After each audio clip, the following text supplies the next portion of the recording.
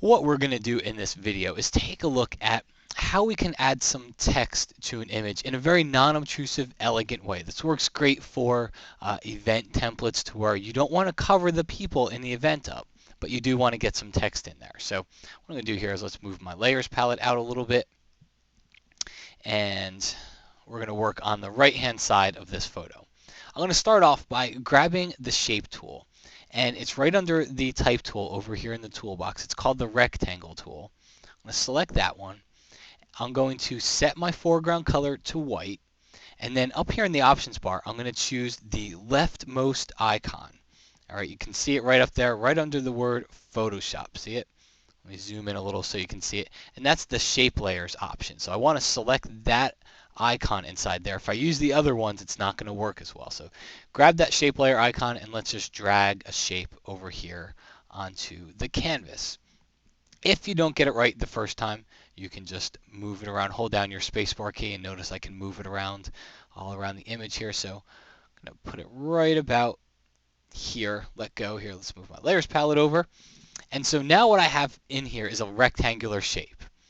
However, it's just a big white block at this point, and it's very obtrusive. That's what we're going to try to avoid here. So I am going to drop my opacity down. And you see what happens? See how we start to get this kind of like a back screened effect?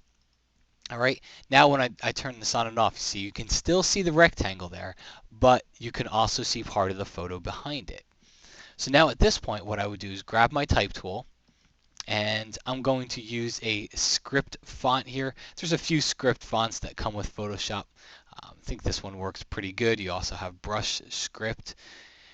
And let's go ahead and say, on this day, I take you to be my wife.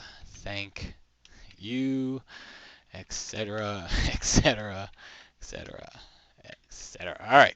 So obviously it might be something a little bit more meaningful than etc., etc., etc., but you get the idea. And now what I would do is take my move tool and move this text into place here, maybe position it right over the center. And at this point, it's really just a personal preference. First of all, what color do you want your text to be? You can see here, I can make mine white, or I can make it black.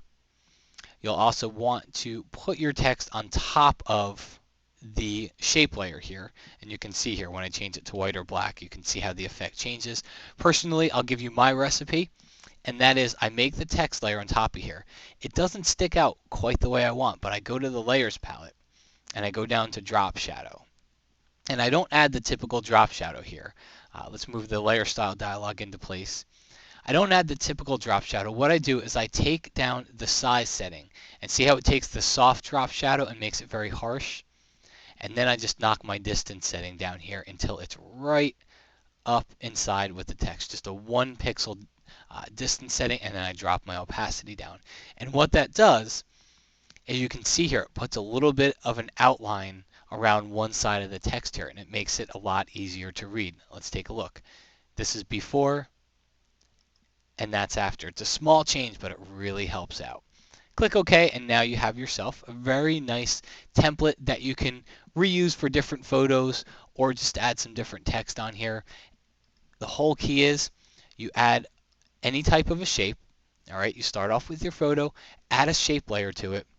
It can be any shape. If you look over here in the toolbox, you'll see not only do we have the rectangles, but we have a rounded rectangle, ellipse tool, polygon, so it can be any shape. You place that shape, just draw it onto your canvas here, and then click on that shape layer and drop your opacity down. And by doing that, you're going to give yourself a way to add some text on the photo, and it's going to look a heck of a lot better than if I just did that. All right, that's what it looks like without the shape. When I put the shape in there, it kind of gives a place for it. It gives a place for your eye to go.